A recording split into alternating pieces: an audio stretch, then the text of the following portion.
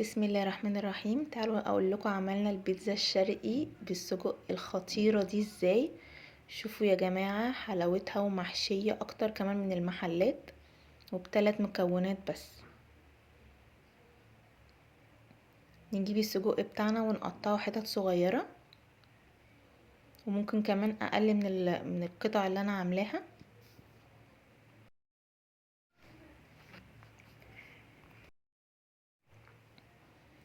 ونحطه في زيت، واول لما ياخد وش كده نحمره.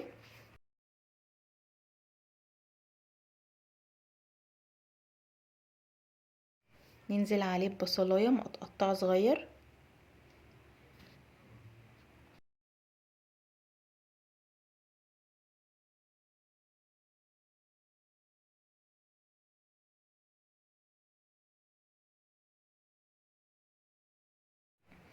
وبعد كده ننزل بالفلفل الالوان بتاعنا.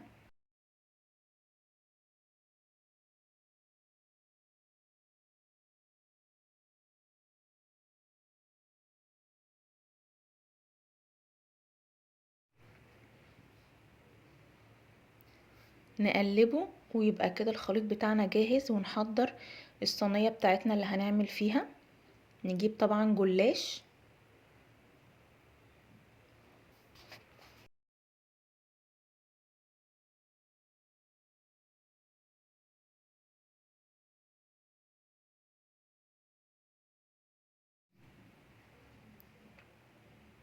جبنا الصينية وحطينا الجلاش بالطريقة اللي انتوا شايفينها في الفيديو كده، وحطينا تحتيها جبنة موتزاريلا، انا بستخدم دومتي. وبعد كده حطينا الخليط بتاعنا. بتقفلوا واحدة واحدة، بصوا بتقفلوها ازاي. وكل ما تقفلوا بتدهنوا بالخليط اللي احنا عملناه.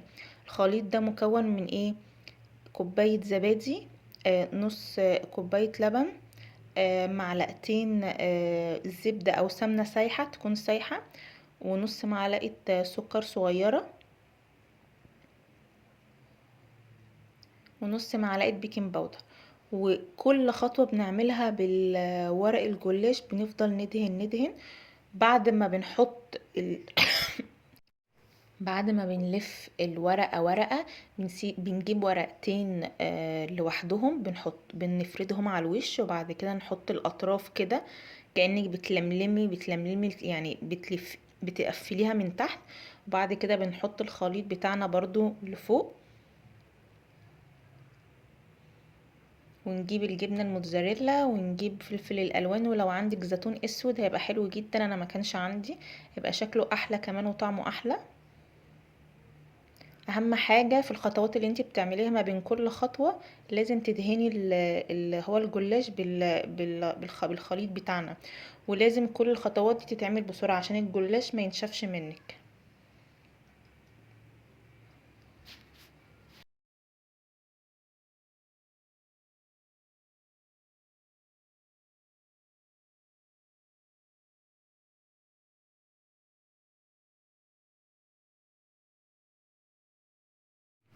وبعد كده انا حطيت بيضتين، تبقى احلى طبعا. وتدهني كده الحروف عشان لما تتعمل بيبقى الحروف والوش وكل حاجة معمولة كده. طلعت يا بنات بتتحط في الفرن.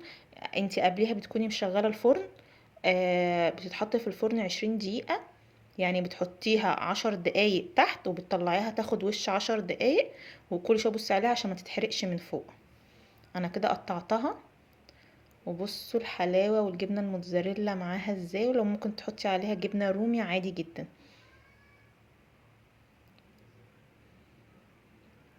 عايزه اقول لكم طعمها خطير، والحشوه تجنن تجنن تجنن. ولو عايزه يستحسن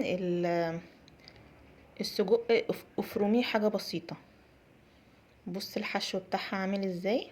انا هنا كنت قطعتها، والحروف اللون ده من البيض. متنسوش بقى تعملوا لايك وسبسكرايب للقناه.